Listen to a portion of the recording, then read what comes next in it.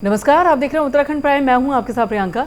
शहरी विकास मंत्री प्रेमचंद अग्रवाल ने स्मार्ट सिटी के कार्यों की समीक्षा बैठक की है। इस दौरान स्मार्ट सिटी के कार्यों की धीमी गति पर मंत्री अग्रवाल ने नाराजगी व्यक्त की। उन्होंने बरसात से पहले कार्य को पूरा करने और साथ ही ट्रैफिक के चलते आवश्यकता अनुसार रात के समय में कार्य करने के निर्देश दिए और कहा कि कार्यों की गुणवत्ता के साथ समझौता न किया जाए। उन्होंने बताया कि जगह जगह सड़क खुदाई होने के कारण लोगों को जाने अनजाने में परेशानियां हो रही हैं। उन्होंने कहा कि सभी निर्माण कार्यों को वर्षा काल से पहले पूरा किया जाए। तो आपको बता दें कि शहरी विकास मंत्री ने समीक्षा बैठक की स्मार्ट सिटी के कार्यों की धीमी गति पर उन्होंने नाराजगी जताई है। कार्यों की गुणवत्ता के साथ समझौता नहीं होगा।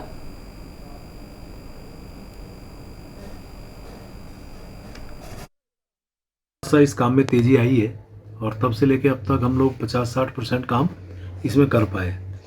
स्मार्ट रोड है जिसके लिए हमने पीडब्ल्यूडी को ट्रांसफ़र किया था पिछली बार। आप जानते हैं कि जब हमारे पिछली एजेंसी काम नहीं कर रही थी तो जो हमारी एचपीसी है जिसने निर्णय लिया था कि इसको हम अब चेंज करेंगे, यानी 10/8/2022 को इस पर निर्णय लिया गया था और अब ये काम पीडब्ल्यूडी कर रही है। उसमें मुझे लगता है कि हालांकि इसमें मैंने कहा कि इसमें और तेज़ी लाई जाए।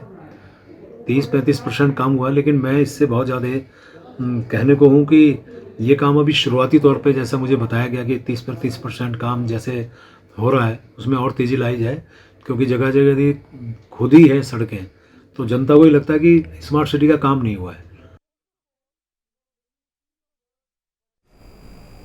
स्मार्ट सिटी के कार्यों में गति लाने की बात कही जा रही है। कार्यों की गुणवत्ता के साथ समझौता नहीं होगा, ये भी कहा।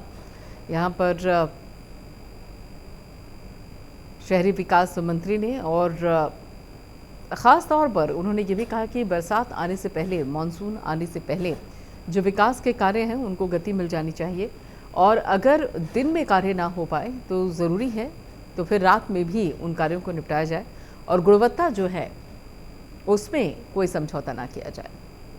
तो शहरी विकास मंत्री ने बैठक की है, समीक्षा बैठक विकास कार्यों को लेकर, और अधिकारियों को भी निर्देश दिए हैं। स्मार्ट सिटी के कार्यों की धीमी गति पर उन्होंने नाराजगी जताई। उनका कहना है कि जब हम स्मार्ट सिटी बनाने को लेकर आगे बढ़ रहे हैं तो फिर काम को लेकर गति इतनी धीमी कैसे है।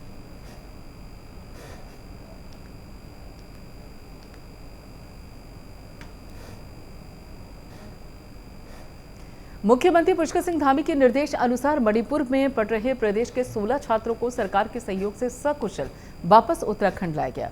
जॉलीग्रांट एयरपोर्ट पर मणिपुर से सभी बच्चे सुरक्षित पहुंचे, जहां पर एसडीएम शैलेंद्र सिंह नेगी ने सभी बच्चों का स्वागत किया है और सुरक्षा के बीच सभी बच्चों को घर के लिए रवाना किया गया। जॉलीग्रांट एयरपोर्ट पर पहुंचे सभी छात्रों ने सीएम पुष्कर सिंह धामी का आभार व्यक्त करते हुए धन्यवाद ज्ञापित किया है।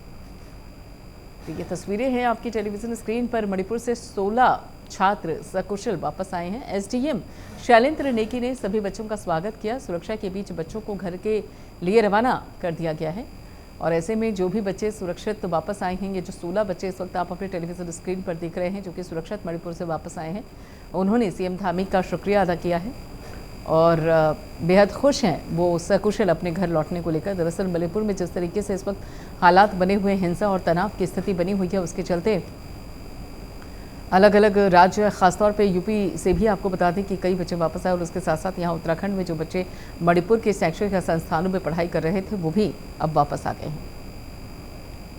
हमारे माननीय मुख्यमंत्री श्री पुष्कर सिंह धामी जी ने हमें बहुत सपोर्ट किया, हमारे टिकट्स किए और हमको यहाँ पर दोबारा लाने का मौका दिया और मैं उनको तहे दिल से धन्यवाद करना चाहती हूँ और मैं बहुत खुश हूँ कि मैं यहाँ सेफली पहुँच पाई। हाँ, जो मणिपुर स्टेट में इस तरीके से माहौल अभी चल रहा है वहाँ पर, तो उसको देखते हुए अभी हमारे राज्य के कुछ बच्चे वहाँ पर जो है स्पोर्ट्स कॉलेज में, यूनिवर्सिटी में पढ़ रहे थे और कुछ जो है एनआईटी में इंजीनियरिंग कर रहे थे। तो उसमें से हमारे 10 बच्चे तो स्पोर्ट्स के आए हैं और 5 जो है वो उसमें फैकल्टी भी हैं, एनआईटी से आए हैं। तो वो सब लोगों को वहाँ से यहाँ पर आए हैं बाई ईयर, तो हम लोग उनका स्वागत करने के लिए आए हैं और अभी हम उनका स्वागत करके अभी उनको हम बिठा रखा है लॉन्च में। उसके बाद हम उनको उनके घर तक। तो एसडीएम शैलेंद्र नेगी ने सभी बच्चों का स्वागत किया, मालाएं पहनाई गई उन्हें, सकुशल वापस लौटे वो अपने राज्य में। राजकुमार अग्रवाल हमारे साथ जुड़ चुके हैं इस बाबत आगे की जानकारी देने के लिए। राजकुमार, अपने आप में एक बड़ी उपलब्धि है ये। देखिए, राज्य सरकार ने मणिपुर में जिस तरीके से बच्चे वहां पर फंसे हुए थे उनको वापस लेकर आए हैं, क्या कुछ जानकारी आपके पास, बच्चे कितने उत्साहित हैं और उसके साथ साथ किस तरीके से ये पूरी प्रक्रिया हुई? बिल्कुल, देखिए कल शाम को जब 5 बजे जॉलीग्रांट एयरपोर्ट पे ये 15 बच्चे जो मणिपुर से लाए थे बच्चे, वो जब अपने घर पहुंचे, यानी कि एयरपोर्ट पहुंचने के बाद उनके चेहरे पे स्माइल थी, मतलब बहुत ज़्यादा उत्साहित थे वो, इस सुरक्षित वो अपने घर आ चुके हैं। और क्योंकि एग्जाम वाला उनका वेलकम कर रहे थे, कैबिनेट के मंत्री वहाँ पर मौजूद थे जिन्होंने उनका स्वागत किया, तो कहीं ना कहीं बच्चों के चेहरे पर खुशी देखते हुए कम दी थी। क्योंकि मणिपुर की अगर मैं बात करूँ तो वहाँ लगातार हिंसा चल रही है, जिसको लेकर वहाँ की सरकार भी लोगों से अपील कर रही है उन लोगों से जिनके बच्चे यहाँ पढ़ते हैं उनको वापस लेके जाएं या कुछ ना कुछ व्यवस्था करें। तो उत्तराखंड के मुख्यमंत्री पुष्कर सिंह धामी लगातार दिल्ली जा रहे थे और बड़े बड़े मंत्रियों से बात कर रहे थे, केंद्रीय मंत्रियों से लगातार संपर्क में थे कि कैसे मणिपुर से अपने बच्चों को सुरक्षित लाया जाए। इस दिशा में उनका लगातार प्रयास हम देख रहे हैं कि सफल हुआ है। अब क्योंकि कल शाम को 5 बजे ये बच्चे साथ एयरपोर्ट पहुंचे थे, देर रात तक इनको सबको अपने घर सुरक्षित भेजा गया, तो बच्चों में उत्साह था। स्थानीय प्रशासन की तरफ से एग्जाम वाला लगातार एयरपोर्ट पर बने हुए थे और वो चाहते थे कि सारे बच्चे सुरक्षित अपने घरों पर चले जाएं। तो अब सारे बच्चे अपने घर पहुंच चुके हैं, तो इस बात को लेकर है कि वो कम से कम सुरक्षित अपने घर में हैं। लेकिन क्योंकि मणिपुर में जब तक हिंसा रहेगी तब तक फिलहाल ये लोग वापस नहीं जाने वाले, क्योंकि व्यवस्था की जा रही है। क्योंकि तमाम स्पोर्ट्स कॉलेज में ये वो बच्चे पढ़ते थे, इसके अलावा और भी कई, तो 15-16 ये बच्चे थे जिनको लाया गया है और अब सुरक्षित अपने घरों में है। प्रशासन ने साफ कर दिया, आगे भी अगर कोई दूसरेगा, कोई छात्र हो या कोई व्यक्ति होगा यहाँ का उत्तराखंड का या कहीं, तो उसको भी लाने का प्रयास किया जाएगा। बिल्कुल, और ऐसे में खासतौर पर जिस तरीके से मणिपुर में फिलहाल हालात हैं उस बाबत इन बच्चों के लिए भी एक बड़ी बात है ये। और सबसे अहम चीज़ आप राजकुमार परिवार के लोगों के बारे में सोचिए कि परिवार के लोग कितने खुश हुए होंगे, कितना उनको संतोष मिला होगा कि उनके घर के चिराग, उनके घर के उनके आंगन की जो चिड़िया है वो वापस अपने घर में पहुँच गई है। बिल्कुल, देखिए परिवार में चिंता इस बात को लेकर थी कि आखिर होगा, इस तरह से मीडिया में लगातार खबरें मणिपुर को लेकर आ रही थी। हिंसाग्रस्त क्षेत्रों में लगातार हिंसा बढ़ती जा रही है, सरकार विफल हो चुकी है, लॉ एंड ऑर्डर वहाँ खराब हो चुका है। तो उससे कहीं ना कहीं यहाँ उत्तराखंड के लोग वो चिंतित थे जिनके अपने बच्चे वहाँ मणिपुर में पढ़ रहे थे। तो अब जब सरकार ने पहल की और वो बच्चे वापस आ रहे हैं तो उत्साहित उनके पेरेंट्स भी हैं और कह रहे हैं कि जब हालात सुधरेंगे तभी इन बच्चों को भेजा जाएगा। फिलहाल नहीं तो अगर वहाँ के हालात नहीं सुधरते हैं तो फिलहाल बच्चों को भेजने वाले नहीं है। तो कम से कम वो मुख्यमंत्री पुष्कर सिंह धामी जी का भी धन्यवाद दे रहे हैं और प्रशासन के प्रयास पर धन्यवाद दे रहे हैं कि उनके प्रयास से हमारे बच्चे वापस लौट आए। बिल्कुल, लेकिन यहाँ पर देखिए, अगर जो शैक्षणिक संस्थानों में ये बच्चे पढ़ रहे थे मणिपुर में, अभी वापस आ चुके हैं उत्तराखंड में, ये एक अच्छी बात है कि उस तनाव के माहौल से निकलकर ये अपने घर में वापस पहुँच चुके हैं। लेकिन अब जो पढ़ाई इनकी चल रही थी, जो रेगुलर क्लासेस इनमें से कई बच्चों की रही होंगी, अब उस बाबत क्या कदम उठाए जा रहे हैं? बिल्कुल, देखिए बच्चों की हमारी चीज़ आपको लेकर बात हुई थी कि क्योंकि तुम लोग पढ़ाई भी छोड़ कर आ गए हो, आगे कैसे मैनेज करोगे इसको। तो पेरेंट्स ने भी साफ कर दिया कि मणिपुर में जब बिल्कुल सब कुछ शांत हो जाएगा और वापस व्यवसाय पटरी पर आ जाएंगी, उसके बाद ही हम सोचेंगे कि बच्चों को वहाँ भेजा जाए। फिलहाल बच्चों में अभी डर की हमने देखा था कि डर है उनके मन में कि जिस तरह के वहाँ हालात है, उन्होंने अपनी आंखों से वहाँ पे जलजला देखा था कि लोग किस तरह से आपस में लड़ रहे थे, बाहर के लोगों को टारगेट किया जा रहा था। इसको देखते हुए फिलहाल बच्चों के मन में अभी डर है और वो कहेंगे जब तक बिल्कुल सही नहीं हो जाती चीजें तब तक हम वापस नहीं आएंगे। लेकिन फिलहाल पेरेंट्स की तरफ से यही कहा गया है कि इनके हम घर पर ही व्यवस्था करेंगे, कोचिंग वगैरह इनको देंगे ताकि इनकी पढ़ाई भी किसका अपना हो। तो इस तरह से प्लानिंग कर रहे हैं लोग। बिल्कुल, बहुत बहुत शुक्रिया राजकुमार सारी जानकारी के लिए।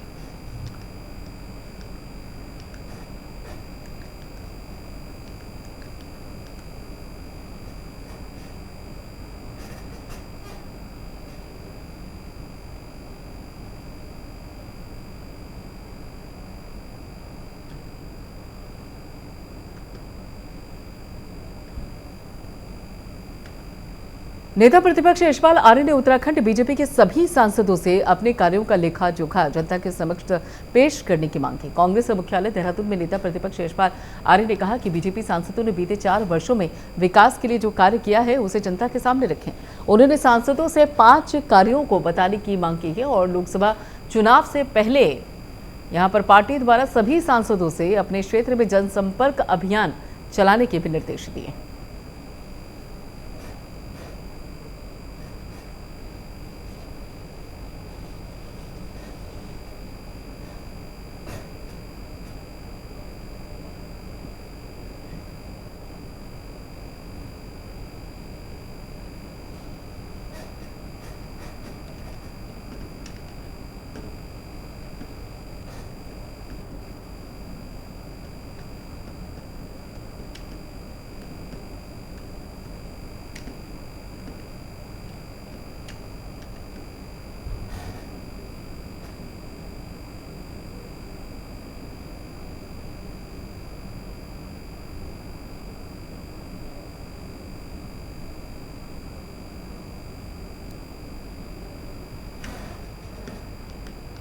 उधर देहरादून से आपको खबर बता दें, प्लास्टिक के कचरे से मुक्त होंगे सभी गांव। कार्य योजना तैयार, त्रिस्तरीय पंचायत मिलकर करेंगे काम और तीनों की जिम्मेदारी तय होगी। हर घर से प्लास्टिक कचरा उठाकर उसे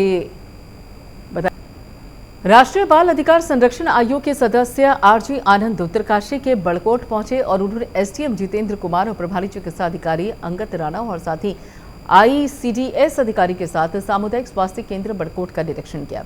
आरजी आनंद बड़कोट अस्पताल के द्वारा करने वाले पहले राष्ट्रीय आयोग के सदस्य हैं और उन्होंने अस्पताल के बुनियादी ढांचे में सुधार के लिए पूरा सहयोग देने का भी भरोसा दिया है। तो उत्तरकाशी में आपको बता दें कि केंद्रीय बाल संरक्षण आयोग का निरीक्षण और सामुदायिक स्वास्थ्य केंद्र बड़कोट का निरीक्षण किया गया।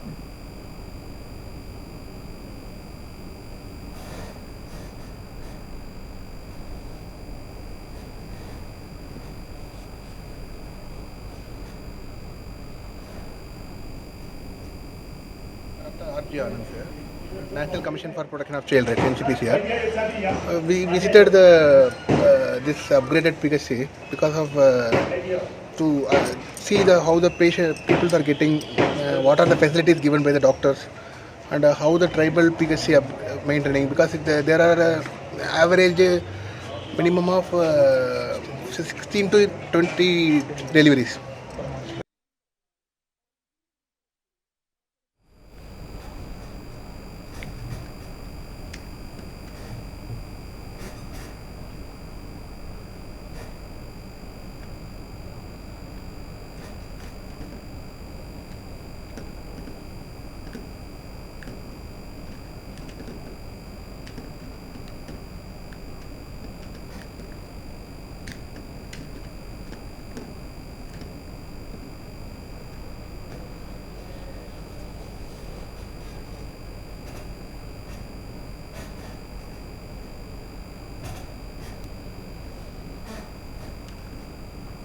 देहरादून में नई दिल्ली से देहरादून के बीच में चलेगी वंदे भारत एक्सप्रेस और दिल्ली से जल्द ही एक वंदे भारत एक्सप्रेस से चलाने की तैयारी है। नई ट्रेन का बात है क्योंकि वंदे भारत जो एक्सप्रेस है उसका एक अपना नाम है और जो स्वदेशी एक तरह से उसको कह सकते हैं कि जो स्वदेशी वंदे भारत एक्सप्रेस है तो प्रधानमंत्री नरेंद्र मोदी ने वाराणसी से नई दिल्ली के लिए उसको रवाना किया था और अब ये माना जा रहा है कि जल्दी ही नई दिल्ली से देहरादून के बीच भी ये जो एक्सप्रेस है ये चल सकती है और दिल्ली से एक और वंदे भारत एक्सप्रेस चलाने की जो तैयारी है वो की जा रही है। नई ट्रेन का राजधानी देहरादून के लिए संचालन होगा और उम्मीद है कि जून के पहले सप्ताह से इसका संचालन शुरू कर दिया जाएगा और इससे उत्तराखंड जाने आने वाले यात्रियों के लिए एक और विकल्प भी उपलब्ध हो जाएगा। आने वाले माह में दिल्ली से कई अन्य शहरों के लिए भी वंदे भारत एक्सप्रेस से जोड़ने का प्रस्ताव भारत सरकार के पास है। उसके बाद अक्टूबर 2019 में नई दिल्ली से कटरा के लिए दूसरी जो वंदे भारत एक्सप्रेस थी वो भी शुरू हुई थी। 15 फरवरी 2019 को पहली शुरू हुई थी। उसी क्रम में अब देहरादून के लिए चलने वाली जो शताब्दी एक्सप्रेस है उसमें यात्रियों की संख्या को देखते हुए क्योंकि उसमें काफी भीड़ हो जाती है तो अब वंदे भारत एक्सप्रेस चलाने का ये फैसला लिया जा रहा है। ठीक, बिल्कुल। और ऐसे में जितेंद्र जी देखिए, वंदे भारत की अपनी सुविधाएं हैं और उसके साथ साथ उसकी अपनी रफ्तार है, तो इस बाबत कितना फ़र्क पड़ेगा, दूरी तय करने में कितना फ़र्क पड़ेगा? और सबसे अहम चीज़ ये है कि जो उत्तराखंड के लोग अगर इस वंदे भारत ट्रेन का इस्तेमाल करके ट्रैवल करते हैं दिल्ली के लिए तो उनके जेब पर कितना फ़र्क पड़ेगा? देखिए, जाहिर सी बात है, लेकिन आज के युग में बहुतायत ये देखा जा रहा है कि आदमी अपने समय की बचत करना चाह रहा है। पैसे से काफी सुदृढ़ लोग हो चुके हैं, पैसा उनके लिए मायना नहीं रखता है, समय बहुत मायने रखता है। बहुत इस समाज में ऐसे लोग हैं जो अपने समय को बचाना चाहते हैं, चाहे उनको उसके लिए कितना भी पैसा खर्च करना पड़े। तो मुझे नहीं लगता कि इससे किसी को कोई दिक्कत या परेशानियां होंगी। अगर समय बचता है तो काफी संख्या में देहरादून से दिल्ली ऐसे लोग हैं जो सर्विस करने आज भी जाते हैं, अपने पर्सनल जो गाड़ियां हैं उनसे जाते हैं और हफ्ते में 5 डे वीक उनका होता है, 2 दिन की छुट्टियां रहती है, तो हर रोज शुक्रवार को अपनी गाड़ियों से देहरादून आते हैं। फिर अगले दिन सोमवार को ऑफिस ज्वाइन करने के लिए वो देहरादून से दिल्ली जाते हैं। कई ऐसे लोग हैं जो बिजनेस क्लास लोग हैं जो रोज का जिनका आना जाना रहता है, तो मुझे लगता है कि इससे काफी फायदा लोगों को मिलेगा और अच्छी जो एक सुविधा है वो उत्तराखंड वासियों को मिलेगी। बिल्कुल, और सबसे अहम चीज़ ये है कि जो हाईवे लोड होता है वो भी इससे काफ़ी कम हो जाएगा। जितेंद्र जी, बहुत बहुत शुक्रिया हमसे जुड़ने के लिए और सारी अपडेट के लिए।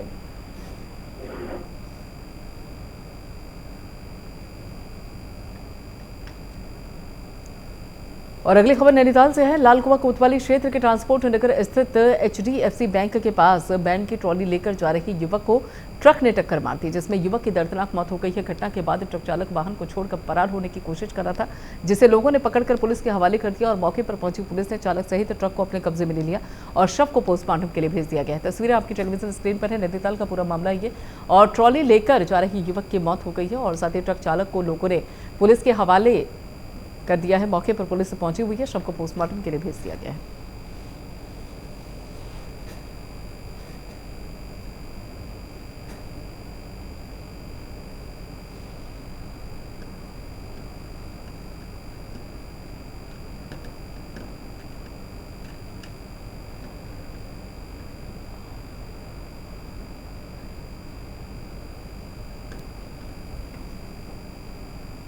देहरादून के हर जनपद में बनेगा चिल्ड्रन ट्रैफिक पार्क, यानी कि यातायात नियमों के जागरूकता के लिए ये जो चिल्ड्रन ट्रैफिक पार्क है उसे तैयार किया जाएगा। बच्चों को बचपन से ही यातायात के नियमों के बारे में जानकारी दी जाएगी।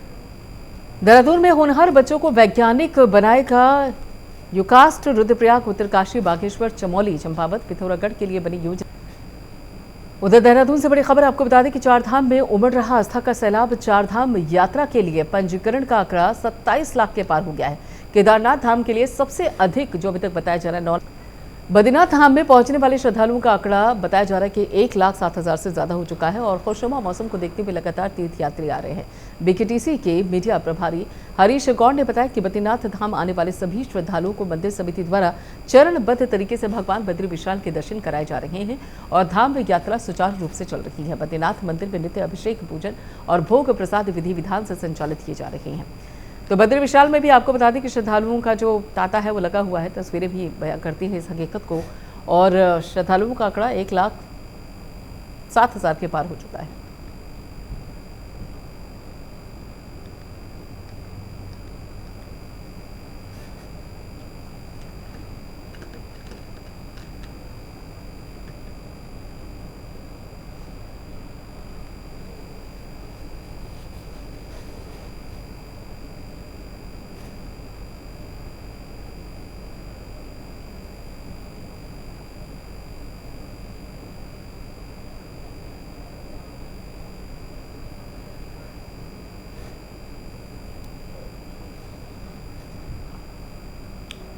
रुड़की के गणेश चौक के पास हिंदू संगठन कार्यकर्ताओं और बीजेपी नेताओं ने एक बार फिर से उसी स्थान पर पीपल के पेड़ पर नई मूर्ति को स्थापित किया जहां से मूर्ति चोरी हुई थी। बीजेपी नेताओं ने कीर्तन करने के बाद हनुमान चालीसा का पाठ भी किया।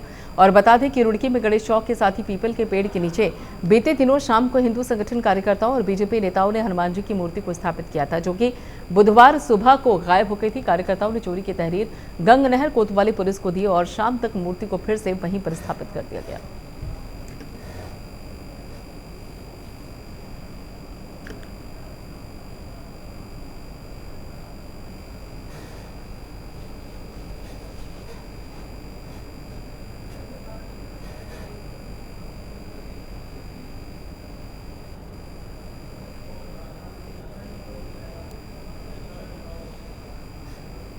उत्तराखंड के कई जिलों में लंबी वायरस तेजी से फैल रहा है। अल्मोड़ा, बागेश्वर, चंपोली और साथ ही चंपावत, पिथौरागढ़, नैनीताल, रुद्रप्रयाग, टिहरी, गढ़वाल के जनपदों में 3,131 पशु रोग से ग्रसित हुए हैं और जिनमें से 1,669 अब तक ठीक भी हो चुके हैं।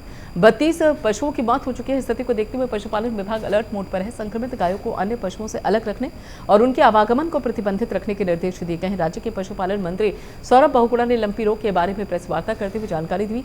राज्य में अभी तक बताया जा रहा है कि करीब 7,42,738 पशुओं का टीकाकरण किया जा चुका है और पर्याप्त मात्रा में वैक्सीन की खुराक उपलब्ध करवा दी गई है। उत्तराखंड में तेजी से फैल रहे लंपी वायरस के 3,131 पशु लंपी वायरस से ग्रसित हुए हैं।